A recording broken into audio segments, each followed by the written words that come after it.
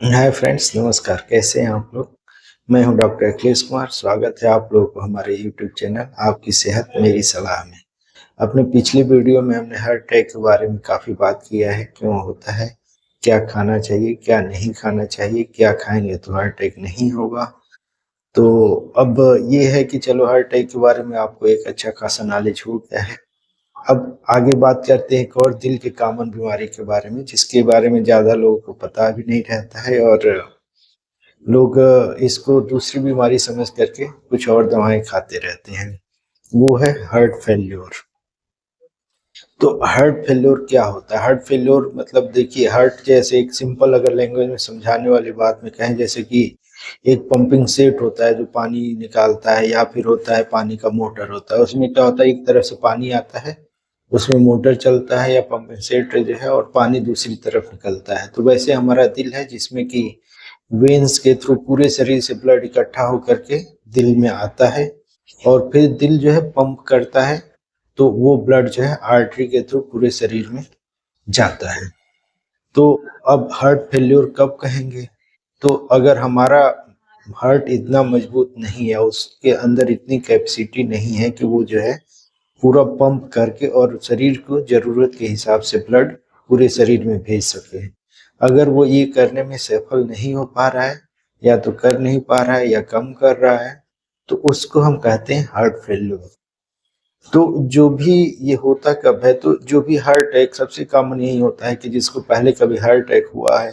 अब heart attack में होता है कि हार्ट में कुछ जगह की जो है मसल जो है कमजोर पड़ जाती हैं, तो उसकी वजह से पंपिंग नहीं हो पाती है। तो सबसे कॉमन तो इसका कारण हार्ट अटैक ही है कि पहले अगर आपको हार्ट अटैक होना हुआ है, तो आगे चल के आपको हार्ट फेल्योर होने के चांसेस हो सकते हैं। इसके अलावा है कि अगर लंबे समय तक बीपी आपकी बढ़ी हुई है, आप दवाएं नहीं ले रहे हैं, तो धीरे धीरे चल के वो भी जो है हार्ट फेल्योर में धीरे धीरे कन्वर्ट होता है। उसके अलावा बहुत सारे वायरल इन्फेक्शन है, H1N1 है, कोविड अभी जो इन्फेक्शन हुआ था उसकी वजह से भी बहुत सारे, या बहुत सारे वायरल इन्फेक्शन की वजह से मायोकार्डाइटिस होता है। इसके अलावा जो बहुत ज्यादा मात्रा में लंबे समय तक अल्कोहल लेते हैं, तो उनमें भी होता है। एक बहुत ही कॉमन चीज है, जैसे कि प्रेगनेंसी हुई, बच्चा है पेट में, अब डिलीवरी होने के 1 महीने पहले या उसके 5 महीने तक अगर ऐसा हमारे पैरों में सूजन आ गया, सांस फूलने लगा, तो वो होता है पोस्टमार्टम पेरिकार्डियोमायोपैथी। तो ये भी एक कारण होता है डिलीवरी के समय जो है हार्ट फेल्योर होने का। इसके अलावा होता है कि जैसे कि आप जो है डायबिटीज की अगर बीमारी है, तो उसकी वजह से भी, अगर आपको पहले से डायबिटीज है, तो हार्ट फेल्योर होने के चांसेस होते हैं। तो ये सब तो कॉमन काजेज हैं। अब इसमें हम कैसे पहचानेंगे कि हमारा हार्ट फेल्योर है या कुछ और है? खांसी आ रही है, सांस फूल रहा है, तो हार्ट फेल्योर की वजह से हो रहा है कि कुछ और है? तो कैसे पहचानेंगे? बहुत ही आसान भाषा में सबसे पहली बात है कि उसमें आपको जो है चलने फिरने में सांस फूलेगा, सीढ़ी चढ़ने उतरने में सांस फूलेगा, चलने फिरने में सांस फूलेगा।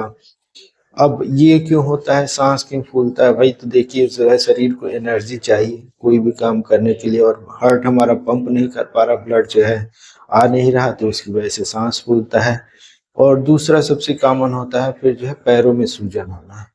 तो पैरों में सूजन क्यों होता है भाई? तो पैरों में जैसे कि अब हार्ट जो है, हार्ट के पंप कर नहीं पा रहा, तो शरीर में पानी इकट्ठा होता है, पानी इकट्ठा होगा तो पैरों से सूजन शुरू होगा, धीरे धीरे ऊपर बढ़ते बढ़ते पेट वेट में भी सूजन हो जाता है। अब अगर ये पानी फेफड़ों में भी जमा होने लगे, तो फेफड़ों में अगर पानी जमा होगा, तो उसमें जैसे कहते हैं कि फेफड़े में पानी भर गया है। तो एक बहुत कॉमन हमने देखा है कि अधिकांश लोग पानी भर गया टीबी की दवा शुरू कर देते हैं। जरूरी नहीं है, फेफड़ों में पानी भरने के बहुत सारे कारण होते हैं।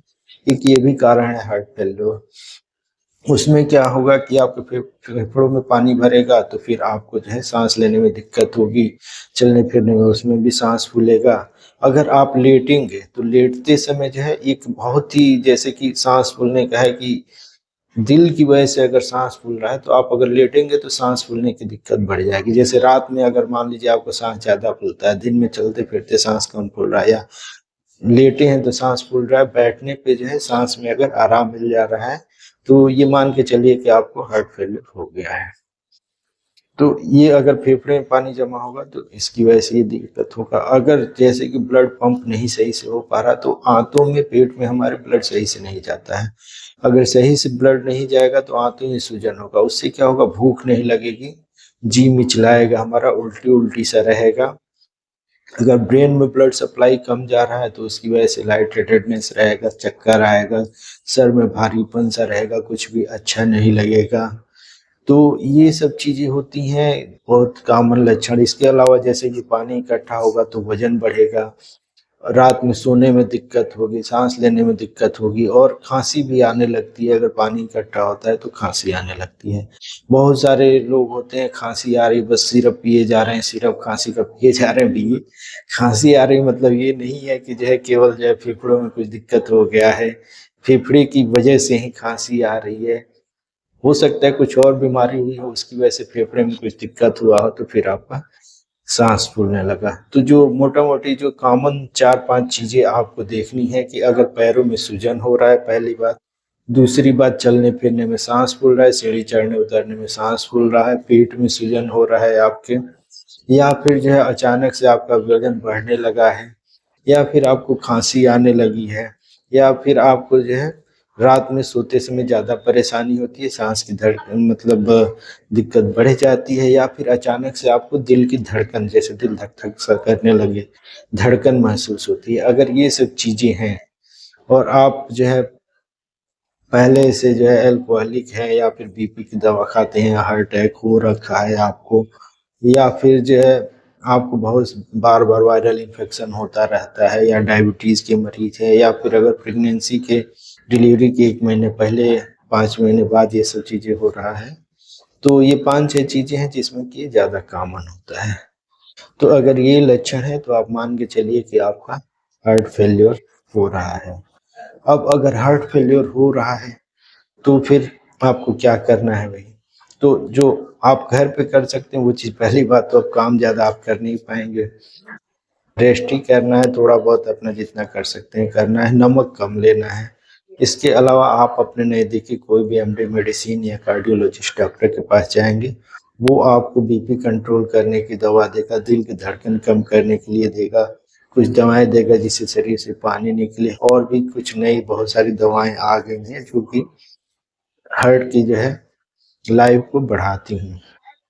इसके अलावा कुछ मेडिकल डिवाइसेस भी आजकल आने लगे हैं, जो कि अगर आप लगवा लेते हैं तो आप, ये है कि जैसे कि दवाओं से आप वर्क एफिशिएंसी नहीं बढ़ते, पर ये डिवाइसेस लगा लेंगे तो आप काम हम अच्छे से कर पाएंगे, चल फिर पाएंगे। जैसे सीआरटी आता है, या फिर आता है एआईसीडी आता है, तो ये सब अगर लगवा लें आप तो जो है आपके काम करने की क्षमता बढ़ जाती है।